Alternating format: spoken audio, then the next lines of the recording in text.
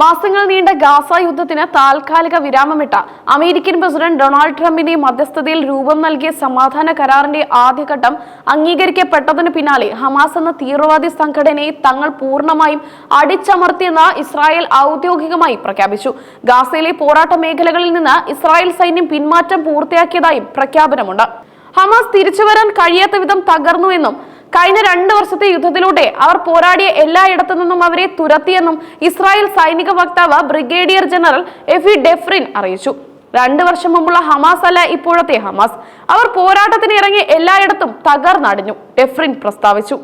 ഇസ്രായേലിന്റെ നിയന്ത്രണത്തിലുള്ള പ്രദേശങ്ങളിലേക്ക് ജനങ്ങൾ തൽക്കാലം മടങ്ങിയെത്തരുതെന്നും സുരക്ഷ ഉറപ്പാക്കുന്നതിനായി കരാർ അനുസരിച്ചുള്ള നിബന്ധനകൾ പാലിക്കണമെന്നും നിർദ്ദേശം നൽകിയിട്ടുണ്ട്.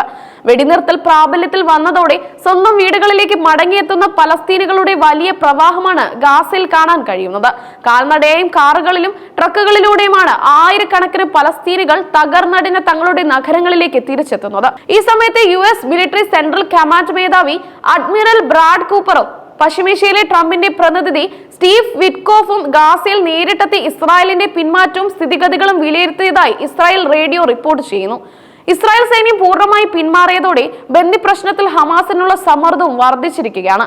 ഹമാസിന്റെ പിടിയിലുള്ള 48 ഇസ്രായേലി ബന്ദികളിൽ 26 പേർ ഇതിനകം മരിച്ചെന്നാണ് കരുതുന്നത്.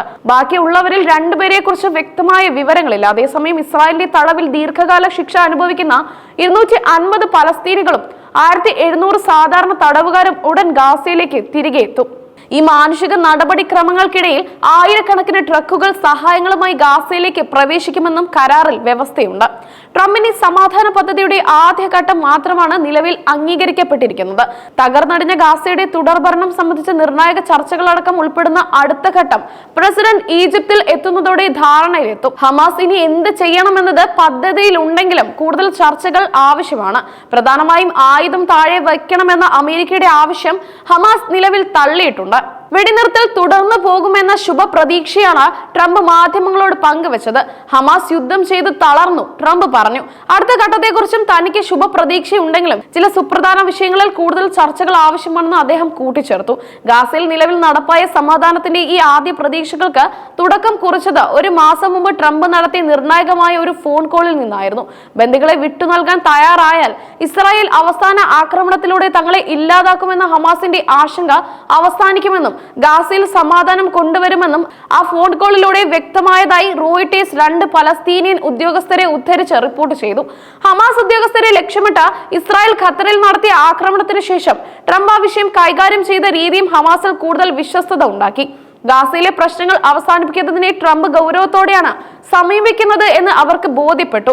ബുധനാഴ്ച ട്രംപിന്റെ മധ്യസ്ഥതയിൽ പിറന്ന കരാറിന്റെ ആദ്യഘട്ടത്തിൽ ഒപ്പിട്ടപ്പോഴും ഹമാസ് അമേരിക്കൻ പ്രസിഡന്റിനെ വിശ്വസ്തതയിൽ എടുക്കുകയായിരുന്നു. ഈ വർഷം ആദ്യം പലസ്തീനികളെ ഗാസയിൽ നിന്ന് പുറത്താക്കി അവിടെ ബീച്ച് റിസോർട്ട് പണിയുമെന്ന മുൻ പ്രസ്താവന പോലും ഹമാസ് ഈ സന്ദർഭത്തിൽ താൽക്കാലികമായി മറന്നു.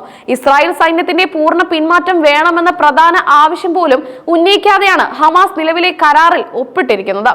വെള്ളിയാഴ്ച കരാർ നിലവിൽ വന്നു. ഇത്തരമൊരു അപകടകരമായ കളിക്ക് ഹമാസ് തയ്യാറായത് ട്രംപിനെ അന്ധമായി വിശ്വസിച്ചുകൊണ്ടാണെന്ന് ഒരു പലസ്തീൻ ഉദ്യോഗസ്ഥൻ പറയുന്നു. ഈ കരാർ പരാജയപ്പെടാതിരിക്കാനുള്ള പൂർണ്ണ ഉത്തരവാദിത്വവും US പ്രസിഡന്റാണെന്നും അവർ കൂട്ടിച്ചേർക്കുന്നു.